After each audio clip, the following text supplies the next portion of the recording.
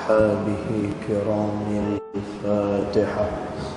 أعوذ بالله من الشيطان الرجيم. بسم الله الرحمن الرحيم. الحمد لله رب العالمين الرحمن الرحيم مالك يوم الدين. إياك نعبد وإياك نستعين. اهدنا الصراط المستقيم صراط الذين أنعمت عليهم غير المغضوب عليهم ولا الضالين.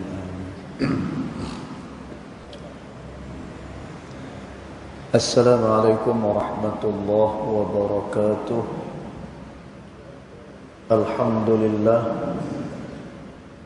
والصلاة والسلام على رسول الله سيدنا محمد بن عبد الله وعلى آله وصحبه ومن والاه. أشهد ونشهد أن لا إله إلا الله وأشهد أن محمدا عبده ورسوله. اللهم فصل وسلم على سيدنا محمد عبدك ورسولك النبي الأمي وعلى آله وصحبه وبارك وسلم. ثم أقول رب اشرح لي صدري ويسر لي أمري واحلل عقدة من لساني يفقه قولي يفقه قولي أما بعد. قال الله سبحانه وتعالى في تنزيله: لقد كان لكم في رسول الله أسوة حسنة. صدق الله العظيم. ربي أدخلني مدخل صدق وأخرجني مخرج صدق واجعل لي من لدنك سلطانا نصيرا. إلهي أنت مقصودي ورضاك مطلوبي فأعطني محبتك ومغرفتك يا أرحم الراحمين.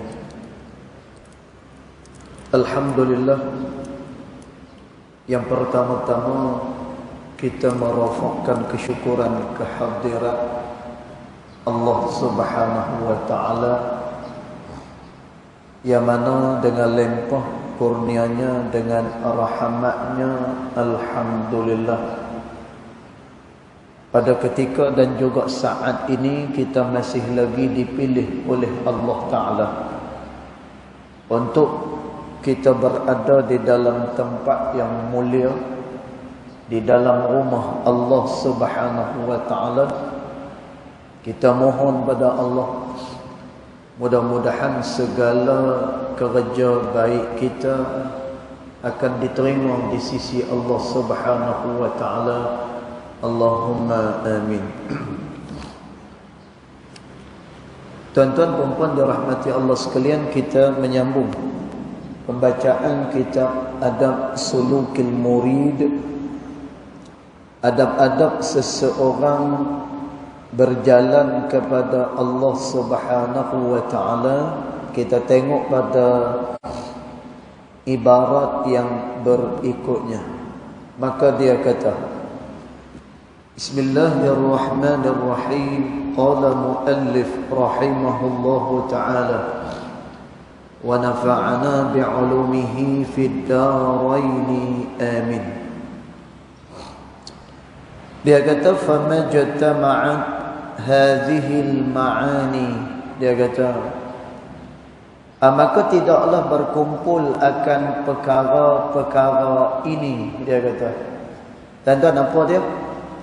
Kita tengok ke belakang sikit. Kata Imam Al-Haddad rahimahullahu ta'ala, bila seseorang dia nak berzikir kepada Allah, falyakif ala zikri lillahi ta'ala biqalbin hadir. Itu pertama sekali.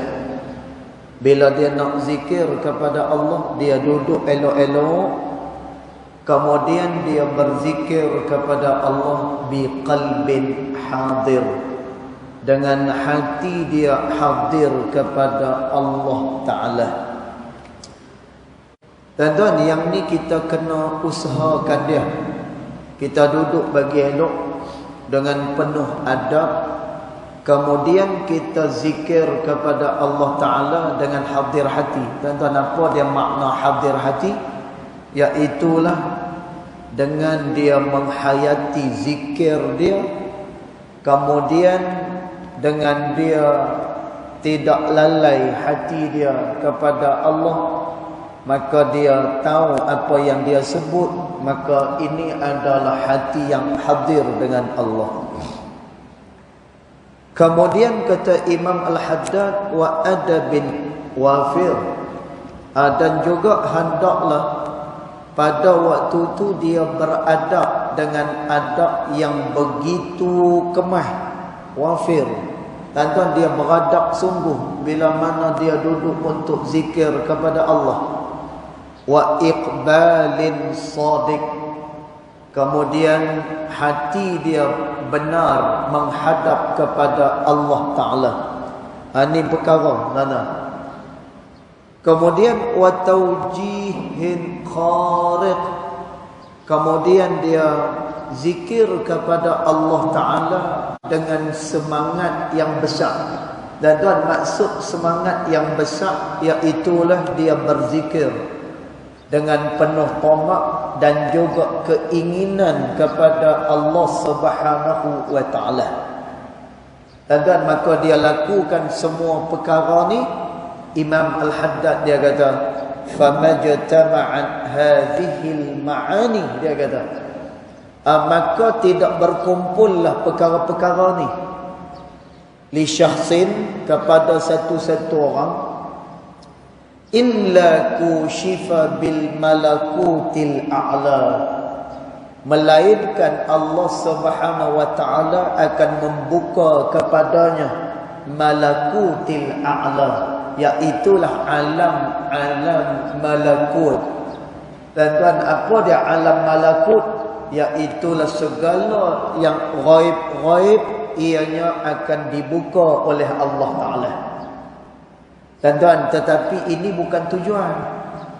Yang ini bukan tujuan dalam kita beramal kepada Allah Ta'ala.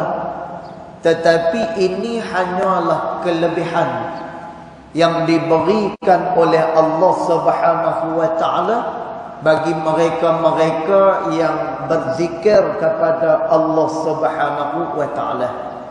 Dan orang yang berzikir, dia pasti akan diberikan kelebihan oleh Allah. Kelebihan yang besar diberikan kepada orang yang zikir. Allah ingat kepada dia, sebagaimana yang Allah Ta'ala sebut, fadhkuruni adhkurkum, kamu ingat kepada aku, maka nescaya aku pula akan ingat kepada kamu, kata Allah. Dan ingatan Allah kepada hamba dia, yang ni merupakan sebesar-besar nikmat daripada sisi dia. Dan yang kita sebut ni, yang ni adalah kelebihan, dan dia bukan tujuan di dalam kita beramal kepada Allah Subhanahu wa Ta'ala. Dan tujuan kita beramal tak lebih hanya sekadar untuk mendekatkan diri kepada Allah. Malah tuan-tuan, disebut oleh Al-Imam Ibnu Athaillah As-Sakandari rahimahullahu ta'ala, siapa-siapa yang beramal disebabkan sesuatu. Tuan-tuan, dia beramal tetapi kerana dia nakkan sesuatu, ada benda yang dia nak daripada amalan dia. Tuan-tuan, orang ni dia masih lagi terhalang dengan Allah Subhanahu wa Ta'ala. Tuan-tuan, maknanya apa? Dia tak sampai lagi kepada Allah Subhanahu wa Ta'ala. Habis tu yang dia nak lagu mana daripada beramal ni? Tuan-tuan, kita tengok dalam surah Al-Bayyinah. Ini yang Allah Ta'ala nak bagi orang-orang yang beramal. Allah Ta'ala kata, wa ma umiru illa liya'budullaha mukhlishina lahuddin hunafa, kata Allah. Dan tidaklah diperintahkan kepada hamba-hamba Allah itu agar mereka beribadat kepada Allah dalam keadaan sebenar-benar ikhlas dan amalan mereka bersih, kata Allah. Dan tuan, apa dia makna amalan bersih? Amalan bersih iaitulah amalan yang tak bercampur dengan sesuatu apapun. Dan tuan, saya harap kita boleh faham benda ni. Bila kita beramal, tujuan dia adalah semata-mata kerana Allah Subhanahu wa taala, bukan kerana benda-benda hak yang lain. Dan tuan, tu maksud ikhlas. Sebab itu kata Al-Imam Abdullah At-Tustari rahimahullahu taala, apa dia makna ikhlas? Dan tuan, kalau kita tanyalah, ikhlas ni makna dia apa?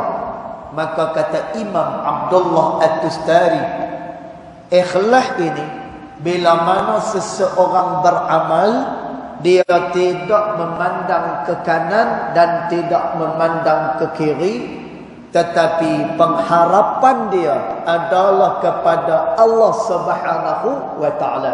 Dan tuan, tu yang dimaksudkan sebagai ikhlas. Siapa dapat ni? Dan kita nak jalan dekat Allah Ta'ala, kita masuk tarekat, kita berjalan pada jalan tasawuf. Dan siapa yang dapat kedudukan ni? Iaitulah kedudukan ikhlas kepada Allah. Dan dia telah mendapatkan kedudukan yang begitu besar pada sisi Allah. Dan pernah satu masa Nabi SAW tanya kepada Jibril alaihi salam, "Ya Jibril, ma huwal ikhlas?" Wahai Jibril, apakah yang dimaksudkan dengan ikhlas? Ikhlas tu lagu mana? Lalu Jibril dia tak reti nak jawab. Dia jumpa dengan Allah Ta'ala. Dan bila jumpa dengan Allah Ta'ala, Allah Ta'ala kata, "Al-ikhlasu sirrun min asrari." Ikhlas dia merupakan salah satu rahsia daripada rahsia-rahsia aku, kata Allah Subhanahu wa taala. Dan Allah tak habaq ikhlas tu lagu mana, tetapi Allah Taala sebut dia satu rahsia daripada rahsia aku. Lalu Allah Taala kata lagi, dan aku tak letak dia pada sebarang orang, melainkan aku letakkan ikhlas ini kepada orang yang aku kasih, kata Allah. Allahu Akbar. Dan rupa-rupanya ikhlas ni Allah Ta'ala beri kepada orang yang dia sayang. Allah beri kepada orang yang dia kasih. Habis itu yang kita ni beramal nakkan kerana benda-benda lain pasal apa? Dan sebab itu dalam pengajian yang lepas-lepas, kalau kita masih lagi ingat, orang yang beramal, bila dia nakkan sesuatu perkara, pada waktu tu sebenarnya hati dia tidak membesarkan Allah Subhanahu wa taala. Dan kerana apa? Kerana hati dia telah pun terpalit. Hati dia cenderung kepada perkara selain daripada Allah Subhanahu wa taala. Dan yang kita nak, amalan kita ni kita nak tunjuk hanya kepada Allah Subhanahu wa taala. Baik. Jadi kata Imam Al-Haddad rahimahullahu taala, illa kushifa bil malakutil a'la. Orang yang berzikir dalam keadaan tadi kita sebut, dia duduk dengan elok, kemudian dia jaga adab, kemudian dia berzikir dengan menghadirkan hati kepada Allah. Dan apa dia perkara yang boleh membantu kita untuk kita zikir, lalu hati kita konsisten dengan Allah Ta'ala. Dan apa dia perkara yang membantu kita? Ada dua perkara. Yang pertama, dia makan daripada yang halal-halal. Tu yang pertama.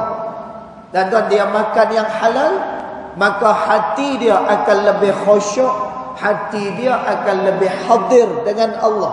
Ini yang pertama.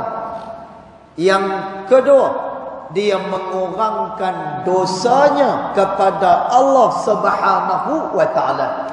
Tuan-tuan, sebab tu dalam apa pun juga perkara, kalau rezeki susah, kalau kita tengok keluarga macam tak elok, ataupun segala pekerjaan kita macam susah, dan apa yang perlu kita buat pada masa itu? Termasuklah, termasuk bila kita zikir, hati kita tak sampai pada Allah.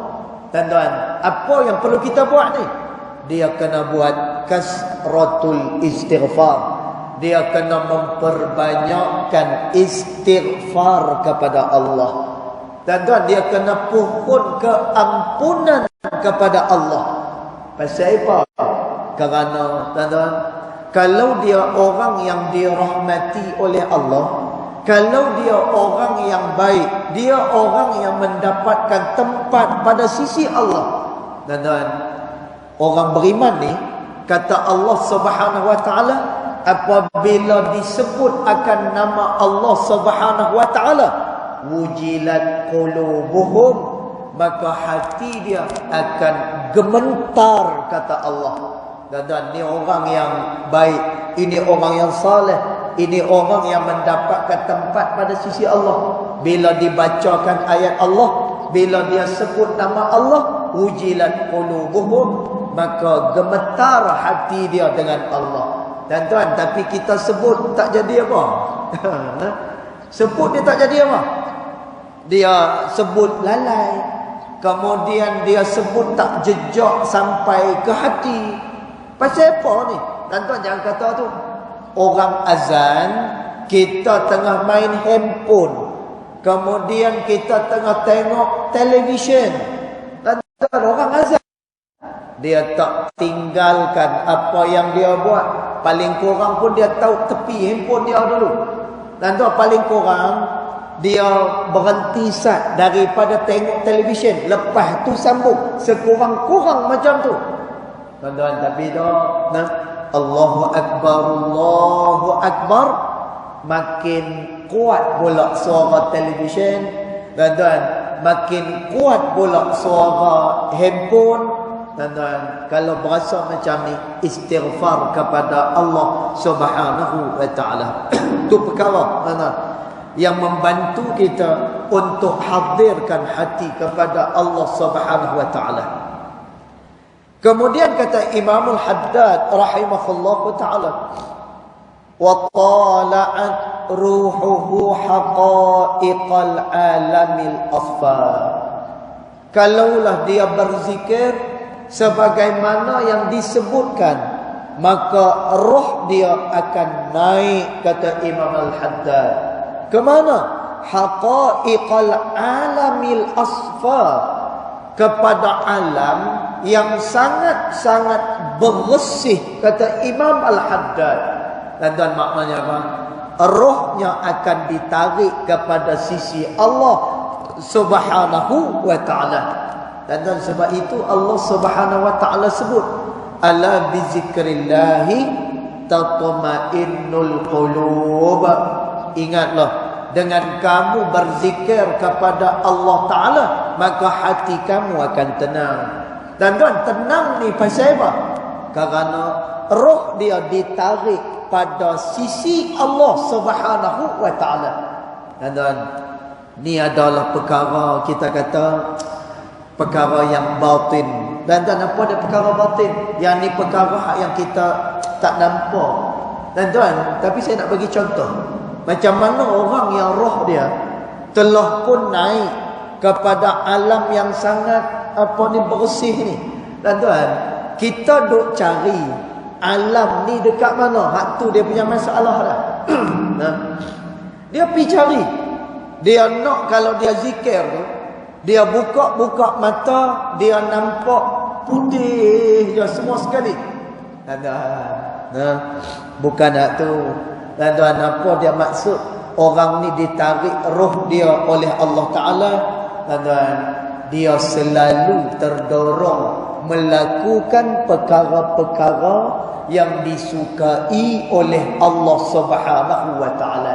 Dan kita tengok para as-sahabah radhiyallahu anhum ajma'in. Dan ni tak lama lagi kita nak Ramadan. Tak lama lagi dah kita nak Ramadan. Jadi bila Ramadan ni nanti akan ada lah keluar arahan buat tarawih 20. Ada sebahagian daripada orang dia nak buat tarawih cuma setakat 8 rakaat saja. Tuan-tuan, dia buat 20 tak apa. Kan? Yang tu memang baguslah kalau dia buat 20. Pasal apa? Kerana kata ulama, sebaik-baik witir kata ulama, apabila witir tarawih itu dia lakukan bersama-sama dengan imam solat tarawih dia. Tuan-tuan, itu yang paling afdal. Jadi jangan keluar tuan-tuan lepas 8 kan, kalau nak dapat yang paling afdal. Tapi kalau rasa nak buat 8, tuan-tuan mampu buat 8. Kalau betul mampulah, apa ni buat 8 saja, tak mampu nak buat lebih, tak apa tuan-tuan. Tapi masya-Allah para as-sahabah dan juga Nabi SAW sendiri, Nabi dan juga para sahabat, dia sembahyang 8 rakaat ni dekat masjid. Tuan-tuan, kemudian depa balik. Bila depa balik, depa sambung lagi sembahyang sunat di rumah. Tuan-tuan, sebab itu disebutkan oleh ulama bahawa solat tarawih ni tidak terhad, hanya pada 20 rakaat saja. Tuan-tuan, bahkan ulama letakkan jumlah berapa? 100 ada, kemudian 200 pun ada. Jumlah apanya solat sunat tarawih. Tuan-tuan, pasal apa? Kerana dia termasuk daripada sembahyang malam, maka kita boleh buat banyak-banyak, tak ada masalah. Tuan-tuan, tapi sahabat dia beritahu, kami ni bila balik ke rumah, kami akan sambung semula sembahyang di rumah, kata sahabat. Sebab itu sahabat kata, tuan-tuan, kalaulah kamu melalui lorong-lorong di kota di kota Madinah, kamu lalu di lorong-lorong rumah para sahabat Nabi SAW, maka pasti kamu akan dengar bacaan ayat-ayat suci Al-Quranul Karim. Kamu akan dengar suara mereka bermunajat kepada Allah Subhanahu wa taala. Tuan-tuan, masya-Allah. Tuan-tuan, cerita dia macam mana sahabat ni dia balik ke rumah boleh sambung lagi. Sambung lagi, dan sembahyang lagi. Dan sebahagian daripada ulama memperbanyakkan zikir kepada Allah. Sebahagian ulama pula memperbanyakkan bacaan ayat-ayat suci Al-Quranul Karim. Tuan-tuan, Imam Syafi'i kalau dalam bulan biasa dia akan khatam bacaan Al-Quran sebulan sekali. Tapi dalam bulan Ramadan, Imam Syafi'i dia akan khatam 2 kali khatam Al-Quranul Karim. Tuan-tuan, tapi kita tak boleh buat. Kita tak boleh buat. Kita tak banyak amalan kita. Pasal apa? Dia bercampur dengan rasa malas. Dia bercampur dengan rasa letih. Tuan-tuan, pasal apa benda ni berlaku? Kerana roh kita tidak ditarik kepada sisi Allah Subhanahu wa taala, dan kerana kita tidak didorong oleh Allah taala melakukan ketaatan kepada dia. Dan maka orang yang berzikir kepada Allah taala, tala'at ruhuhu haqa'iqal alamil asfar, maka roh dia akan naik kepada alam al-asfar yang sangat bersih. Dan maknanya apa? Dia akan didorong oleh Allah Ta'ala melakukan ketaatan kepada dia. Kemudian Imam Al-Haddad dia kata lagi, wa syahadat ainu sirrihil jamal al-aqdasal asma, dia kata. dan roh itu dia akan menyaksikan. Bagaimana rahsia yang begitu cantik, Al-Aqdas yang sangat suci, Al-Asma dan kedudukannya sangat tinggi, kata Imam Al-Haddad. Dan ini semua termasuk daripada perkara-perkara batin. Bila mana orang ni dia banyak beramal kepada Allah Ta'ala, bila mana orang ni dia banyak berzikir kepada Allah Ta'ala, dan dia jazab. Dan jazabnya apa dia? Dia akan ada dorongan yang begitu kuat dalam hati dia. Dan dia menundukkan hawa nafsu dia. Dan kerana tu, kata Nabi SAW, setiap orang yang lahir ada qarin, kata Nabi SAW. Dan Nabi sebut, aku juga mempunyai qarin ketika mana aku lahir, kata Nabi. Dan qarin ni apa dia? Qarin ni pendamping. Bila mana dia lahir, ada satu qarin. Dan Nabi SAW kata, qarin ini selalu mendorong manusia melakukan perkara-perkara yang dibenci oleh Allah Ta'ala. Ni qarin. Dan tapi Nabi kata, cuma Nabi kata, qarin aku telah pun diajar oleh Allah Subhanahu wa Ta'ala. Dan qarin Nabi SAW ni, dia diajak oleh Allah Ta'ala, dia tidak melakukan perkara yang maksiat dengan Allah Subhanahu wa Ta'ala. Dan lalu Nabi SAW, kata ulama, selalu terdorong melakukan perkara-perkara yang disukai oleh Allah. Dan Nabi SAW selalu terdorong melakukan perkara-perkara yang Allah Ta'ala perintah. Tapi beza dengan kita. Dan kita ni kadang-kadang nak pada hak yang baik, kadang-kadang nak pada hak yang buruk. Bahkan Nabi sebut, al-imanu yazidu wa yanqus. Iman kadang-kadang dia bertambah, kadang-kadang dia menurun, kata Nabi. Tuan-tuan, di iman orang-orang awam. Tuan-tuan, lalu bagaimana kita nak menundukkan qarin? Bagaimana kita nak menundukkan hawa nafsu kita?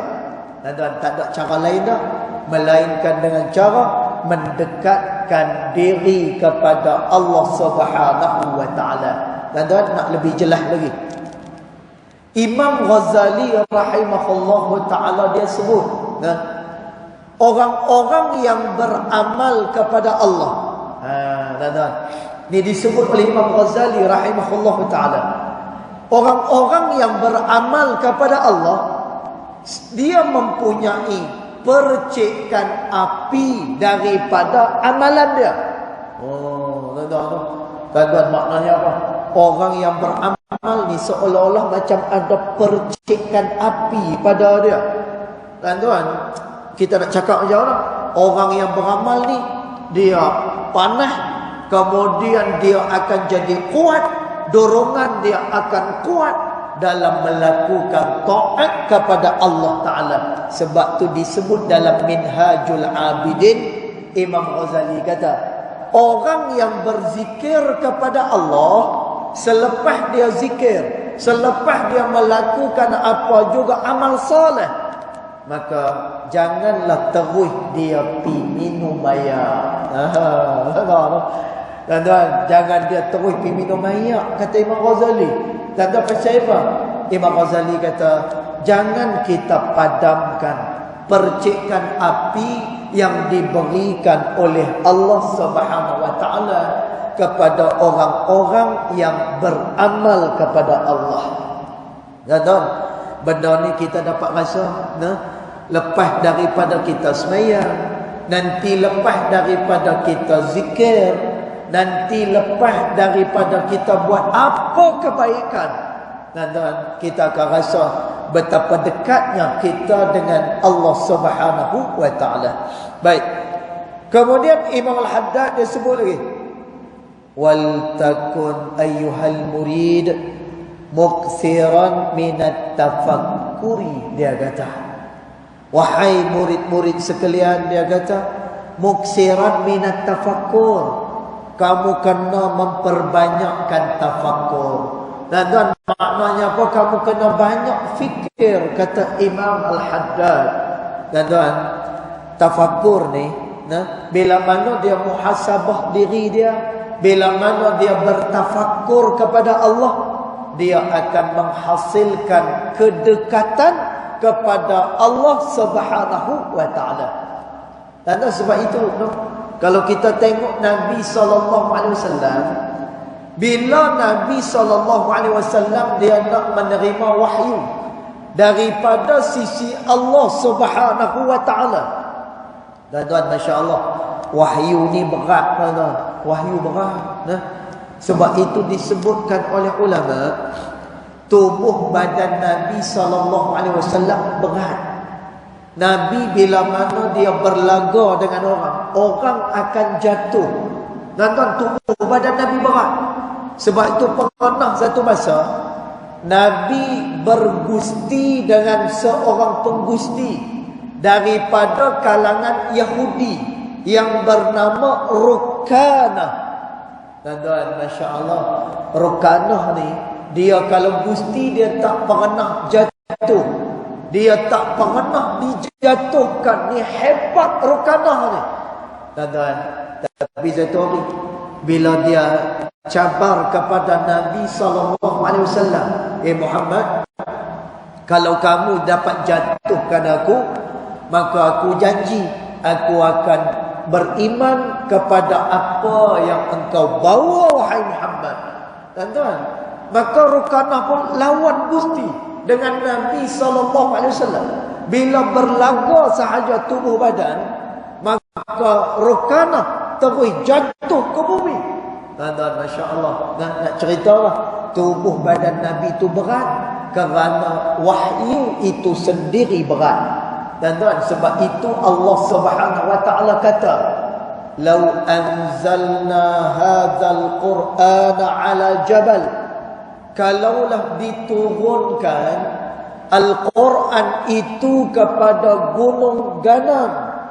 Dan tuan, masya-Allah, gunung ganang ni apa dia? Pasal apa Allah Taala jadikan gunung ganang? Dan tuan, gunung ganang ni dia adalah pasak kepada bumi. Masya-Allah.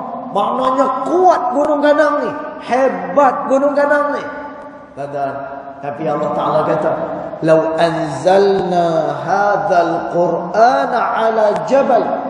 Kalaulah diturunkan Al-Quran ke atas gunung ganang, kepada bukit bukau, la ra'aitahu khashi'an mutasaddi'an min khasyatillah. Maka kamu akan tengok bagaimana gunung ganang itu, bukit bukau itu, dia pasti akan hancur, kata Allah. Nah, tuan, nak kata apa? Nak kata wahyu itu berat. Dan tuan, kemudian disebut di dalam Mukhtasar Ibnu Abi Jamrah Al-Azdi. Dan tuan, ulama kata Nabi SAW bila dia nak menerima wahyu daripada Allah, Nabi akan minta alas kepala. Dan tuan, Nabi akan minta bantal daripada sahabat-sahabat. Lalu ulama kata, ini berdasarkan pada riwayat, nanti akan keluar peluh yang begitu banyak, bermula daripada kepala Nabi. Dia akan mengalir kot muka, dia mengalir kot badan Nabi SAW. Tuan-tuan, berpeluh Nabi bila mana dia nak terima wahyu. Tak ada pasal apa? Kerana wahyu itu berat, kata Nabi SAW. Baik. Kemudian dia kata, wal takun ayyuhal murid muksiran minat tafakkuri. Hendaklah kalian semua, wahai murid, memperbanyakkan fikir. Kerana fikir dia mendekatkan seseorang kepada Allah Ta'ala. Dan apa yang dia nak fikir ni? Wa huwa ala salasati aqsamin. Dia kena fikir pada 3 perkara ni. Yang pertama dia kata, tafakkurun fi ajaibil qudrati. wa bada'i'il mamlakatis samawiyyatil wal ardiyati. Ini yang pertama. Hendaklah dia berfikir pada keajaiban al-qudrah, segala kekuasaan Allah, wa bada'i'il mamlakah, dan hendaklah dia memikirkan ciptaan-ciptaan Allah, samawiyah wal ardiyah, sama ada yang berada di langit ataupun yang berada di bumi. Dan dia fikir, Allah Ta'ala jadikan benda yang di langit dan juga benda yang di bumi. Lalu apa kata Imam Al-Haddad? Wa thamaratuhu al-ma'rifati billah. Maka hasilnya dia akan mendapatkan makrifah kepada Allah Subhanahu wa Ta'ala. Dan sebab itu kata Nabi SAW, siapa-siapa yang nakkan ilmu, kata Nabi, maka datanglah kepada aku, kata Nabi. Dan kalau siapa nak ilmu, datang kepada Nabi SAW. Baca hadis dia, baca dia punya sunnah dia, pelajari dia punya sirah dia, dan kita akan dapat ilmu daripada itu. Tetapi kata Nabi SAW, siapa-siapa yang nakkan iman kepada Allah, hendaklah dia keluar lalu dia melihat segala yang dijadikan oleh Allah Subhanahu wa Ta'ala.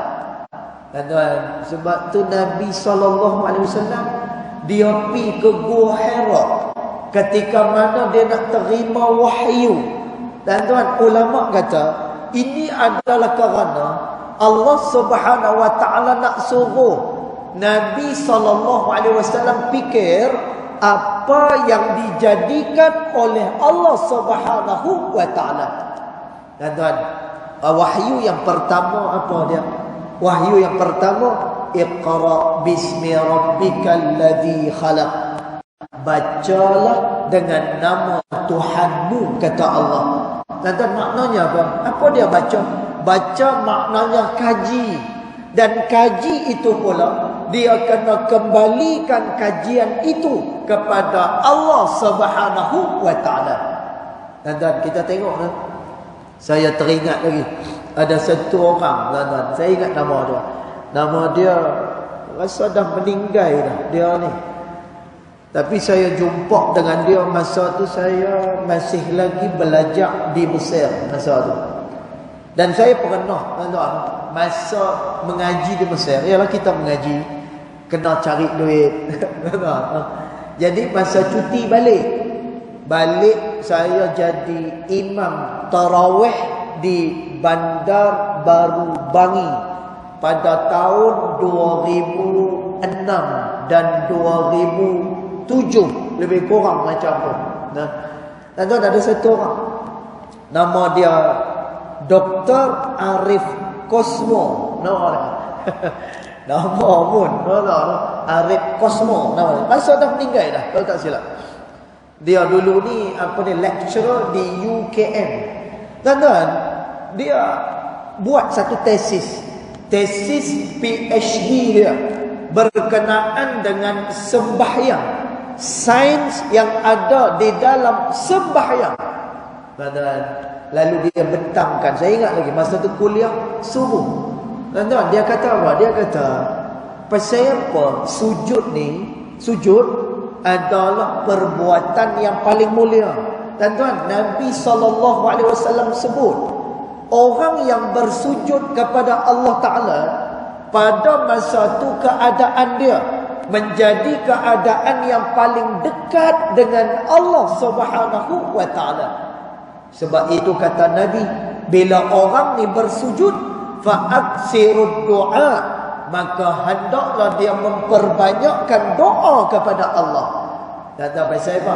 Kerana pada masa tu dia dekat dengan Allah Subhanahu wa Ta'ala. Tapi dia bentang dekat kami. Dia bentang. Dia kata apa? Sujud ni, dia kata, dia ada dalam kepala manusia. Dalam kepala manusia, dia kata, Dalam kepala manusia ada satu laluan darah, yang mana laluan itu tidak akan masuk darah, melainkan dalam posisi sujud kepada Allah. Dia tak akan masuk darah ke situ, melainkan bila mana dia bersujud. Dan dia kata, dan melalui kajian dia, ni ahli sains kata, kalau darah tu tak masuk ke situ, kata, manusia tak akan boleh hidup, manusia tak akan boleh fikir, dan mungkin dia akan dapat penyakit yang macam-macam. Kata, jadi bila mana satu orang bersujud, darah tu akan pergi ke situ. Kata, lalu dia kata, ada satu saintis daripada barat, bila dia kaji benda ni, akhirnya dia jadi lagu mana? Dia beriman, lalu dia memeluk agama Islam, kita. Masya Allah. Sebab itu kata Imam Al-Haddad, hendaklah kamu fikir tentang kekuasaan Allah dan apa-apa yang dibuat oleh Allah Ta'ala.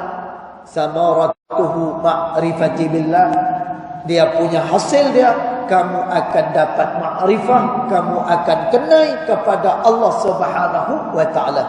Kadang yang ni kita baca laju lah, pasal apa? Kita nak perhabis malam ni. Kemudian dia kata, wa tafakkurun fil ala'i wan ni'am. Kamu kena fikirkan fil ala', pada sekalian alam yang dijadikan oleh Allah, wan ni'am, dan kamu fikir nikmat yang Allah beri pada kamu, natijatuhu, maka hasilnya al-mahabbatu lillah, kamu akan jadi orang yang kasih kepada Allah Subhanahu wa Ta'ala. Wa tafakkurun fid dunya wal akhirah wa ahwalil khalqi fihima, dan hendaklah engkau berfikir berkenaan dengan dunia dan juga akhirat, dan juga keadaan-keadaan kejadian di antara keduanya. Wa faidatuhu al-i'rad 'anid dunya wal iqbalu 'ala al-ukhra, dan juga faedah seseorang yang berpaling daripada dunia dan dia mencari kehidupan akhirat. Kata Imam Al-Haddad, wa qad syarahna syai'an min majaril fikri wa samaratihi, kami dah cerita dah benda ni, kata Imam Al-Haddad, min majaril fikri, berkenaan dengan segala yang kita sebutkan ini, beserta dengan hasil-hasil dia, fi risalah al-mu'awanah, iaitulah pada kitab risalah al-mu'awanah, falyatlubuhu man aradahu, siapa-siapa yang nak mengetahui lebih lanjut lagi berkenaan dengan segala yang perlu difikirkan ini, maka hendaklah dia baca kitab risalah al-mu'awanah fi sulukin tariqil akhirah, kata Imam Al-Haddad rahimahullahu ta'ala. Dan tuan, insyaAllah nanti kita akan baca lah nanti kitab risalah al-mu'awanah ni, dan juga kitab-kitab Imam Al-Haddad yang lainnya, insyaAllah, yang mana saya dapat sanad ataupun belajar kitab ni daripada, kita kata, sumber dia, daripada guru-guru kita di Hadramaut. Mudah-mudahan ianya mempunyai faedah, dan juga kita dapat mengambil keberkatan dan kebaikan daripada karangan Al-Imam Al-Haddad rahimahullahu ta'ala. InsyaAllah nanti pada pertemuan yang akan datang kita masuk pula kepada fasal yang baru, insyaAllah ta'ala a'lam. Jadi cukup dulu setakat itu. Yang baik datang daripada Allah Subhanahu wa ta'ala, yang tidak baik datang daripada kejahilan diri saya sendiri, walaupun hakikat kedua-duanya datang daripada Allah Subhanahu wa ta'ala. Bismillahirrahmanirrahim. Alhamdulillah Rabbil Alamin, wassalatu wassalamu ala ashrafil anbiya wal mursalin wa ala alihi wa sahbihi ajma'in. Allahumma ighfir lana ma akhta'na wa ma ta'ammudana وما أسررنا وما أعلنا وما أنت أعلم به منا أنت المقدم وأنت المؤخر لا إله إلا أنت سبحانك إنا كنا من الظالمين وصلى الله على سيدنا محمد وعلى آله وصحبه وبارك وسلم والحمد لله رب العالمين والله أعلم.